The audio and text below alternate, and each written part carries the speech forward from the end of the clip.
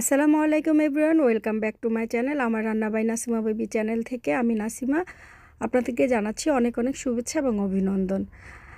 আজকে আমি নিয়ে এসেছি অসাধারণ স্বাদের একটি রেসিপি, পটল ভাজা।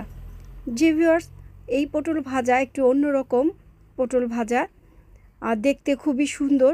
আমাদের রংপুর অঞ্চলে এই পটল ভাজাটা খুব ফেভারিট এবং আমারও ফেভারিট। তাহলে চলুন,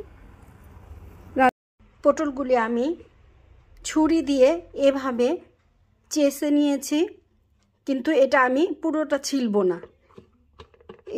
আর এটাকে এখন ধুয়ে ভালো করে এই পটলগুলোকে আমি ঠিক এভাবে তেরসা করে করে বাঁকা করে করে কেটে নিয়েছি। দেখতে পাচ্ছেন, এদিক থেকে কেটে এদিক থেকে এভাবে কেটে আবার এই পাশের থেকে কেটেছি। মাঝখানটা পাতার মতো এই জায়গাটা আমি রেখে দিয়েছি, এখানে কোনো পোস্ট লাগাতে দেইনি। দুই পাশ থেকে এইভাবে সাবধানে কেটে নিয়েছি। এবার আমি হলুদ মরিচ লবণের একটা পেস্ট তৈরি করে নেব।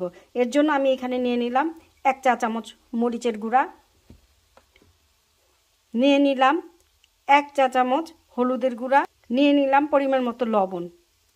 এখন আমি এটাকে একটু ভালো করে মিক্স করে নিয়ে এখানে দিয়ে দিব সরিষার তেল। এই সরিষার তেল দিয়ে আমি একটা মিশ্রণ তৈরি করে নিলাম।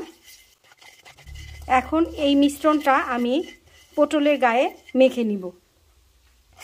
দেখুন, এই যে এইভাবে আমি প্রতিটা পটলের গায়ে এইভাবে মেখে নিব।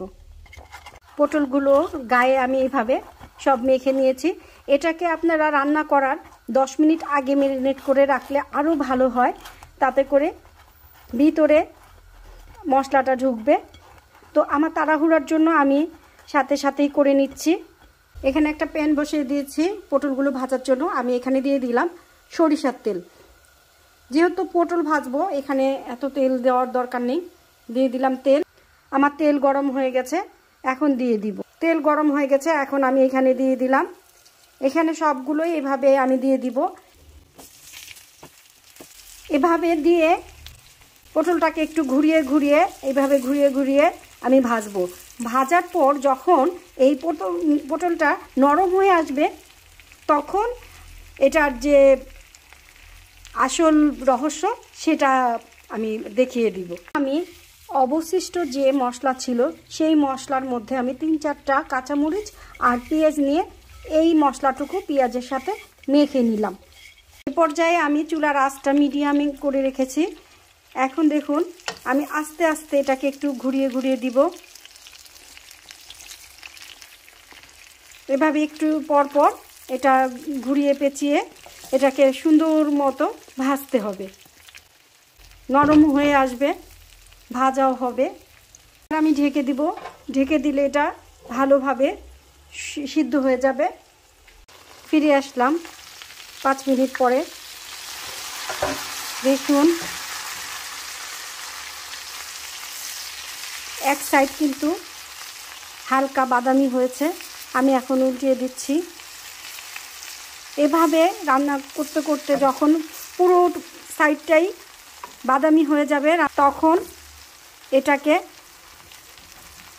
আসল যে শেপ সেটা তৈরি করব।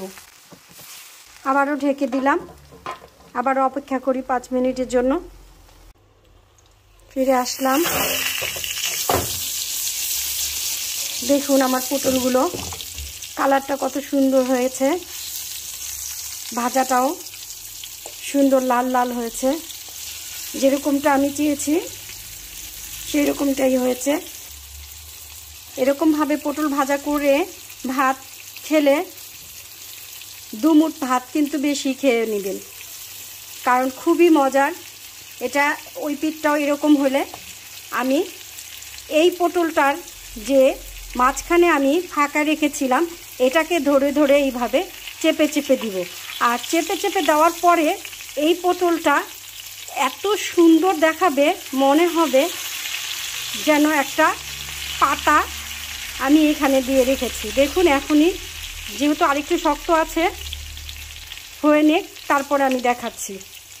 চলে এলাম 5 মিনিট পর খুব সুন্দর একটা কালার এসেছে। এখন এটা সিদ্ধ হয়ে গেছে, সুন্দর ভাজা হয়েছে। এখন আমি এটাকে চেপে চেপে শেপ তৈরি করে নিই। ঠিক এভাবে আস্তে আস্তে চাপ দিয়ে দিয়ে দেখুন কত সুন্দর দেখাচ্ছে। প্রতিটা পটল আমি যেখানে মাঝখানে যে ফাঁকাটা আছে ঠিক ওইখানে ধরে ধরে এইভাবে চেপে চেপে দিব।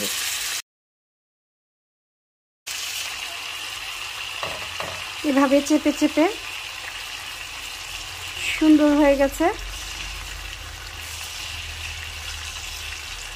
সবগুলো পটল আমার শেপ তৈরি করা হয়ে গেছে। এখন এটাকে আবারও উল্টে পাল্টে ভাজতে থাকবো। যেহেতু এখনো একটু শক্ত আছে, এটা হয়ে যাবে।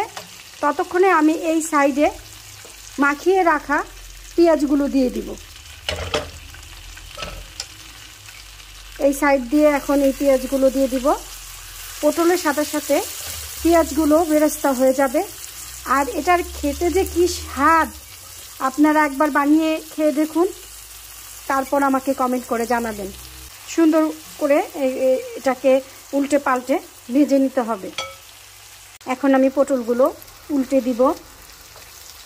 এখন এভাবে উল্টে পাল্টে আপনাদের মনের মতো ভেজে তুলে নেবেন। এটা পুড়তে দিবেন না, পুড়লে তো আর এটার সৌন্দর্য আর থাকবে না। তো খুব সাবধানে সময় ধরে এটাকে ভাজতে হবে। এই পেঁয়াজগুলো এইভাবে দেওয়ার উদ্দেশ্য হচ্ছে পেঁয়াজগুলো থেকে ভাজার যে রসটা, ভাজতে ভাজতে যে রসটা বের হবে এটা সম্পূর্ণ পটলের ভিতরে চলে যাবে আর খেতে খুবই সুস্বাদু লাগবে। দেখুন পেঁয়াজও ভাজা হবে, পটলটাও ভাজা হয়ে যাবে আর এর স্বাদ আরও বেড়ে যাবে। দেখুন একদম পারফেক্ট ভাজা হয়ে গেছে, পেঁয়াজও ভাজা হয়ে গেছে এবং পেঁয়াজগুলো যে বেরেস্তা করেছি বেরেস্তাগুলো পটলের গায়ের সাথে লেগে লেগে একাকার হয়ে গেছে। আমার পটল ভাজা হয়ে গেছে। এটাকে আপনারা পটলের দো পেঁয়াজাও বলতে পারেন। খুব সুন্দর হয়েছে। আশা করছি আজকের আমার এই রেসিপিটি আপনাদের ভালো লেগেছে। আর ভালো লেগে থাকলে আমার মতো করে ট্রাই করে লাইক, কমেন্ট এবং শেয়ার করবেন। তৈরি হয়ে গেল পটলের দো পেঁয়াজা।